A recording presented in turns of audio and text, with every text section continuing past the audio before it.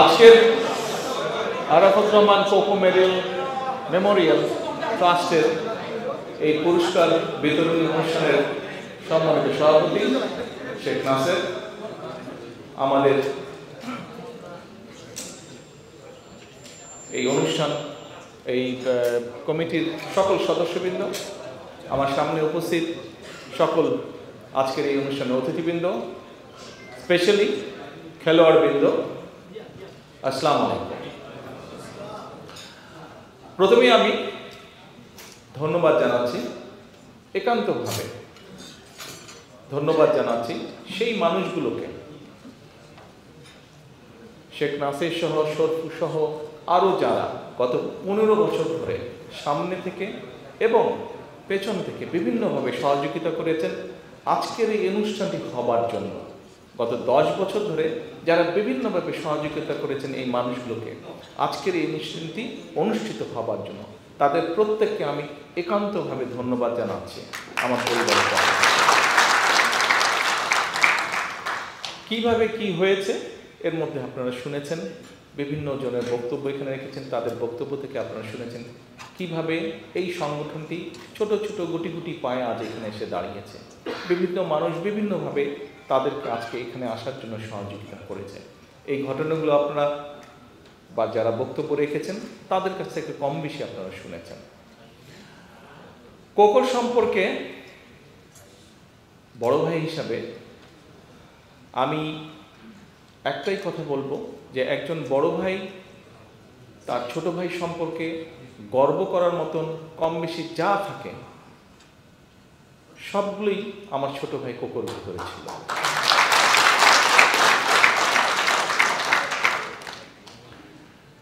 Cocoa একজন sportsman ছিল, একজন প্লেয়ার ছিল, একজন ক্রীড়াবিদ ছিল। আমি রাজনীতিতে সম্পৃক্ত হয়েছি, আমি একজন রাজনৈতিক কর্মী। কোকো ওর অবস্থান থেকে চেষ্টা করেছে বাংলাদেশের ক্রীড়া ব্যবস্থার জন্য যতটুকু অবদান রাখা সম্ভব সেটি করার চেষ্টা করেছে। কি কি করেছে, কতটুকু করতে পেরেছে, এটি যারা বাংলাদেশে খেলেন, খেলোয়াড় আছেন তারা বলেছেন, তারা আগেও বলেছেন, আজকেও বলেছেন, অনেকে ভবিষ্যতেও তারা বলবেন। এবং যতটুকু বলেছেন আমি তাদের সকলের কাছে কৃতজ্ঞ। ততটুকু থেকে একটি জিনিস প্রমাণিত হয়, কিছু হলেও ভালো কিছু কোকো করেছে বাংলাদেশের ক্রীড়া অঙ্গনে।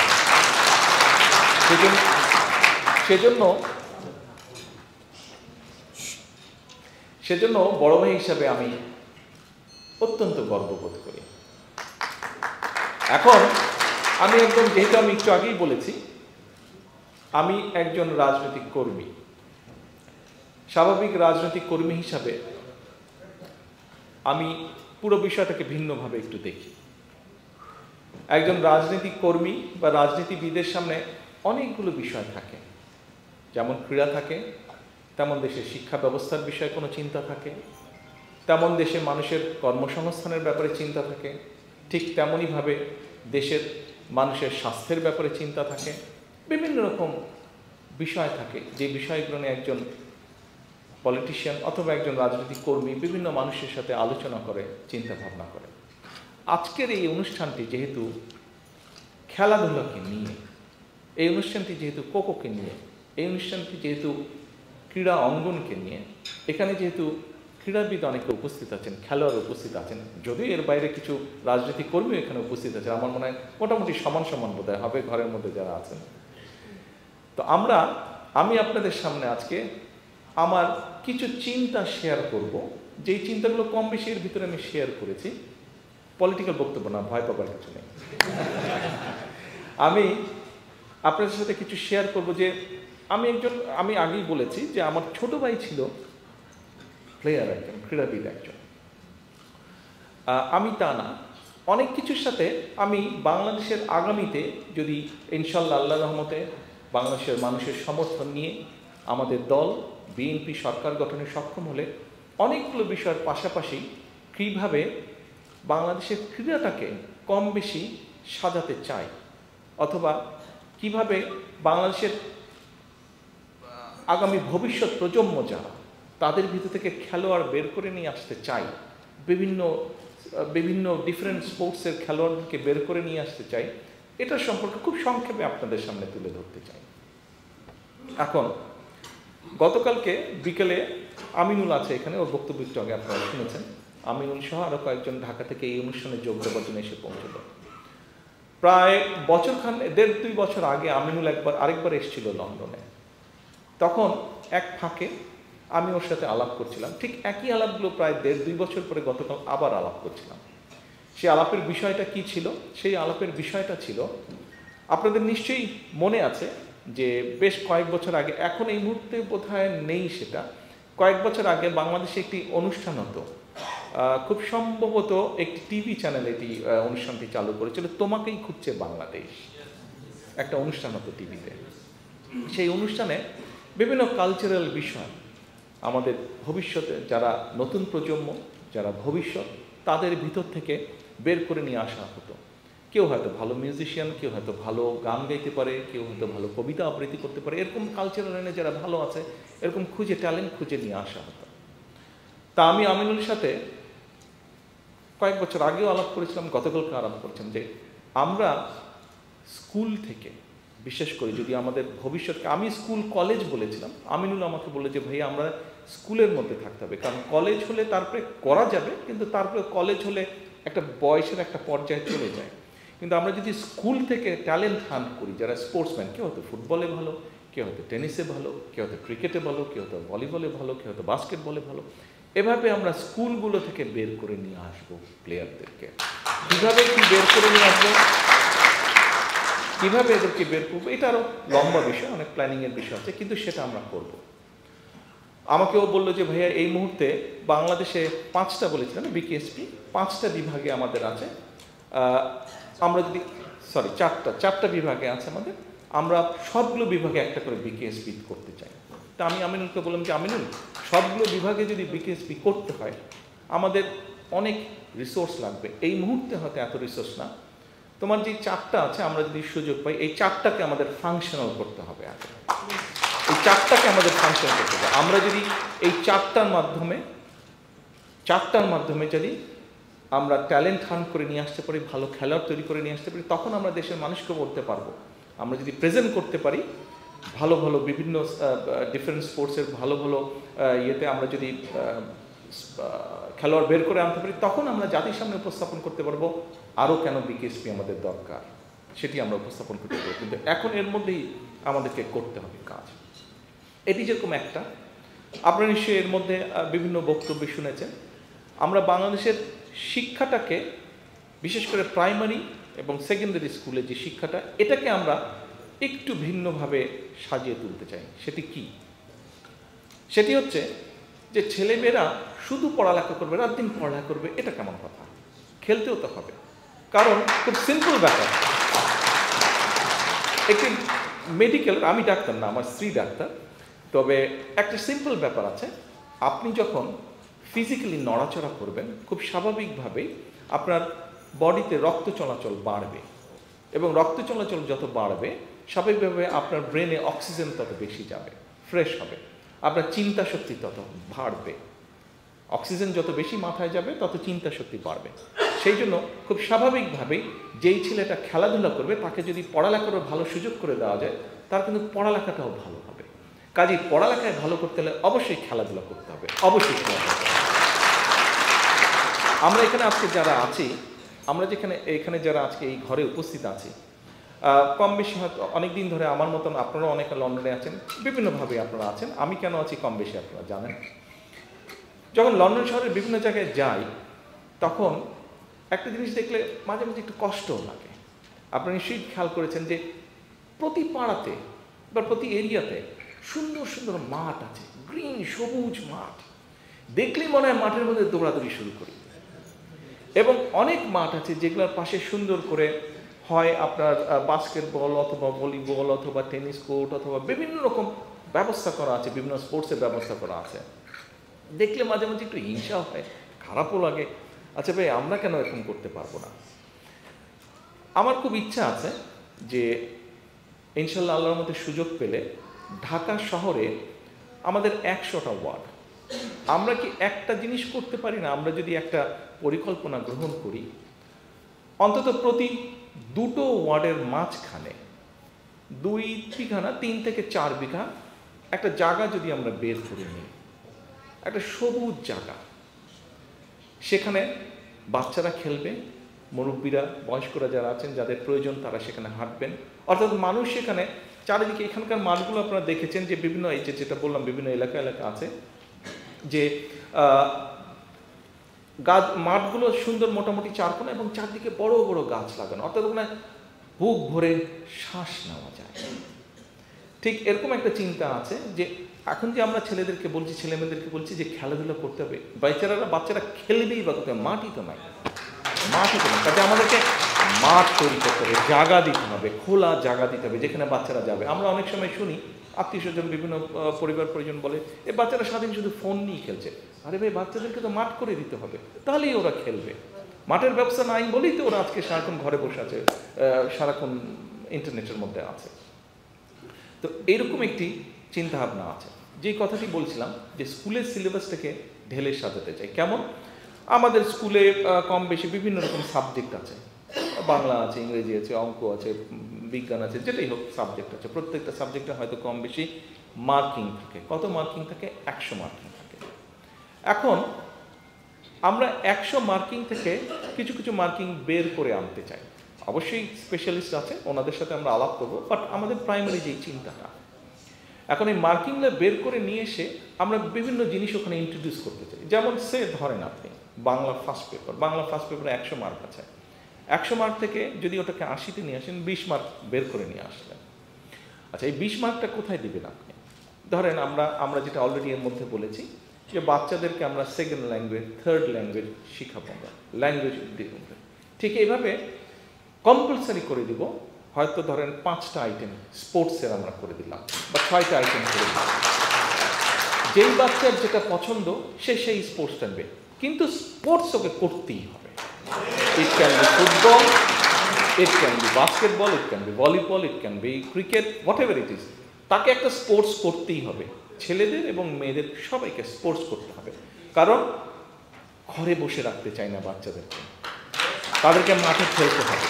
এবং ওখান থেকেই, ওই যে বলছিলাম আমিনুর সাথে কথা, আমন বলছে ভাইয়া বাচ্চাদের ভিতর থেকে, স্কুল লেভেল থেকে আমাদেরকে ট্যালেন্ট হান্ট করে নিয়ে আসতে হবে।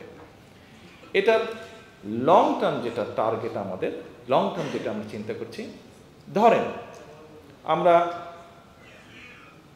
তত্ত্বাবধায়ক সরকারের কাছে ডিমান্ড করেছি ডিসেম্বরের মধ্যে নির্বাচন দিতে হবে। দেশের মানুষ নির্বাচন চাই। যে নির্বাচনের জন্য গত 15 বছর আমরা আন্দোলন সংগ্রাম করি, যে নির্বাচনের জন্য আমরা যারা বিএনপি করি, এখানে আমাদের বহু নেতাকর্মী সহকর্মীকে আমরা হারিয়েছি, গুম খুনের শিকার হয়েছে। এই যে আমাদের এখানে খোকন বসে, ওই গুম ছিল 6 মাস গুম ছিল, ওর মধ্যে এরকম বহু সহকর্মী আছে আমাদের। ওকে আল্লাহর মধ্যে পেয়েছি, অনেককে আমরা পাইনি। কিন্তু কেন এই যে এই গুম খুন হত্যার শিকার হাজারো মানুষ গুম হয়েছে, বিএনপির হয়েছে, বিএনপির বাইরে অন্য রাজনৈতিক দল হয়েছে, সাধারণ মানুষ হয়েছে, সাংবাদিকরা হয়েছে, কেন হয়েছে? সেটি হচ্ছে রাজনৈতিক অধিকার, মানুষের রাজনৈতিক অধিকার প্রতিষ্ঠার জন্য। তো এই যে মানুষের রাজনৈতিক অধিকার প্রতিষ্ঠা, এই রাজনৈতিক অধিকার প্রতিষ্ঠার মাধ্যমে আমরা এমন একটা সরকার প্রতিষ্ঠা করতে চাই যেই সরকার মানুষের কল্যাণে কাজ করবে, যেই সরকার মানুষের কল্যাণে কাজ করবে। আজকে আমরা ইনশাল্লাহ আগামী দিনে বিএনপি সরকার গঠন করতে পারলে, ধরেন আমরা যে ডিসেম্বরের মধ্যে নির্বাচন দাবি করছি, ডিসেম্বরে যদি নির্বাচন ইনশাল্লাহ হয়, এই সরকার, এই ইন্টারিম গভর্নমেন্ট নির্বাচন দিলে পরে, অথবা যেই টাইমেই তারা বলছে, যদিও আমরা চাইছি ডিসেম্বরের মধ্যে নির্বাচন হয়ে গেলে, তাহলে 26 সাল। তাহলে নেক্সট অলিম্পিক কবে হচ্ছে? নেক্সট অলিম্পিক কবে হচ্ছে?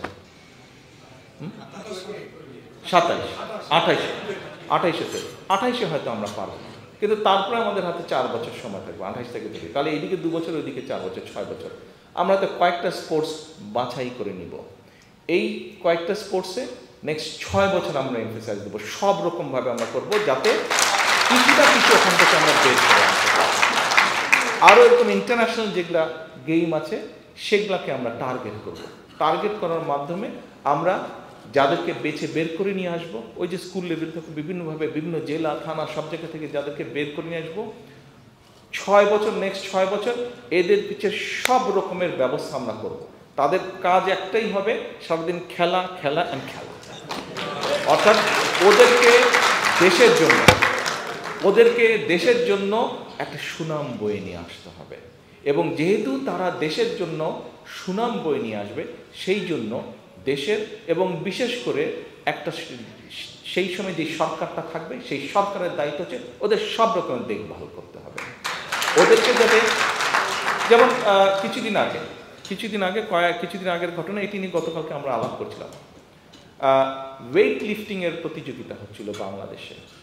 তো ওয়েট লিফটিংয়ে যে মানুষটি জিতেছিল তাকে সেই ইনস্টিটিউশন একটা গিফট দিয়েছে। গিফট হচ্ছে একটা ব্লেন্ডার দিয়েছে, মানে সেই ব্লেন্ডিংয়ের মধ্যে জুস বানিয়ে খাবে যাতে আরও ইয়ে হয়। কিন্তু স্বাভাবিকভাবে যেই মানুষটা কষ্ট করে 3 বছর প্রিপারেশন নিয়ে ওই জায়গায় এসছে এবং জিতেছে, বাস্তবতা যেটা বিচার সেটা হচ্ছে যে তাকে তো ওটার পাশাপাশি কাজও করতে হয়েছে। অর্থাৎ তার ফ্যামিলি নিশ্চয়ই আছে, সেই ফ্যামিলিটাকে চালানোর জন্য তাকে তো নিশ্চয়ই কাজ করতে হয়েছে, যেখান থেকে তার ইনকাম আসবে। কিন্তু আমরা যদি এই ব্যবস্থাটা করতে পারি যে ঠিক আছে, ও 3 বছর 4 বছর 5 বছর এই যে ও ট্রেনিংটা করবে, এই যে কম্পিটিশনের জন্য রেডি হবে, এই 3 বছর হোক 4 বছর হোক 5 বছর হোক, এই সময় যা তার যেই ফাইন্যান্সিয়াল সাপোর্টটা দরকার সেটি রাষ্ট্র তাকে দিবে।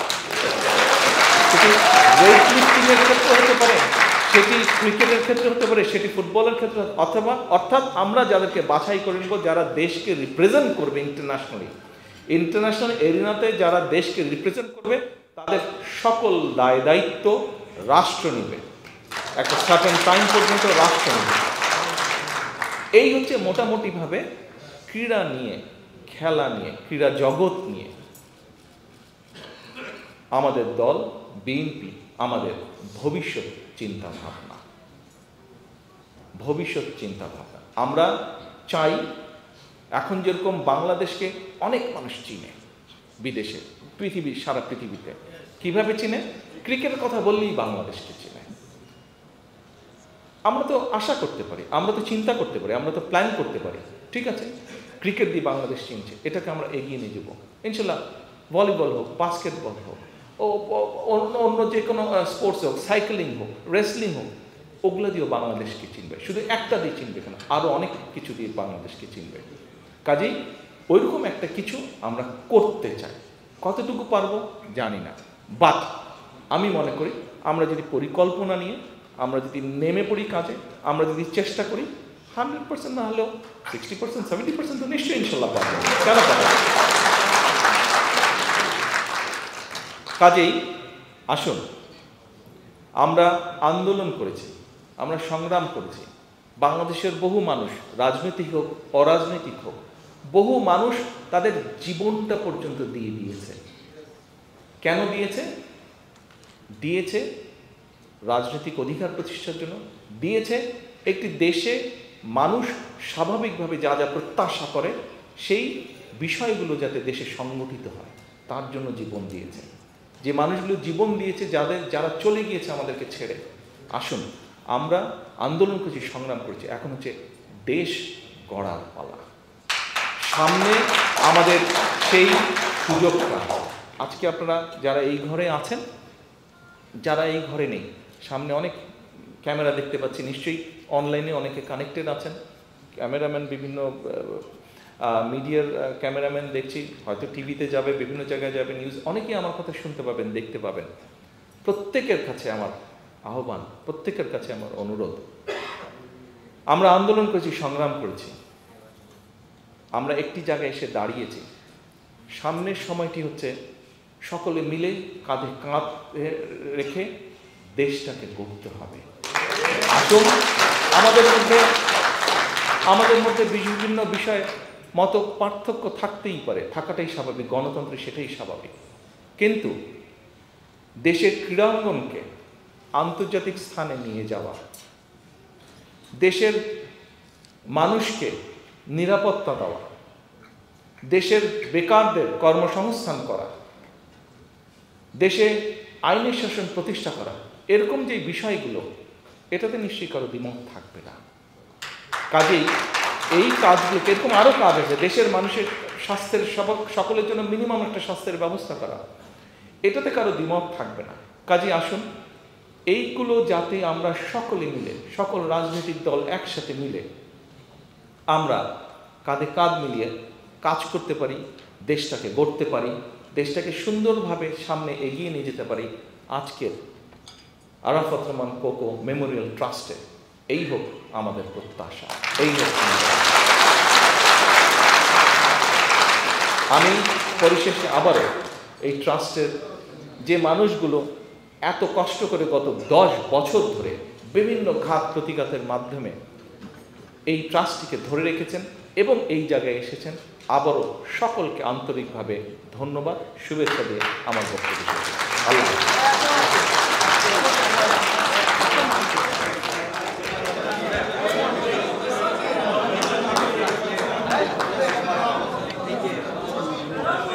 আপনাদের সবাইকে সবার আসলে আমাদের প্রোগ্রাম শেষ হয় নাই।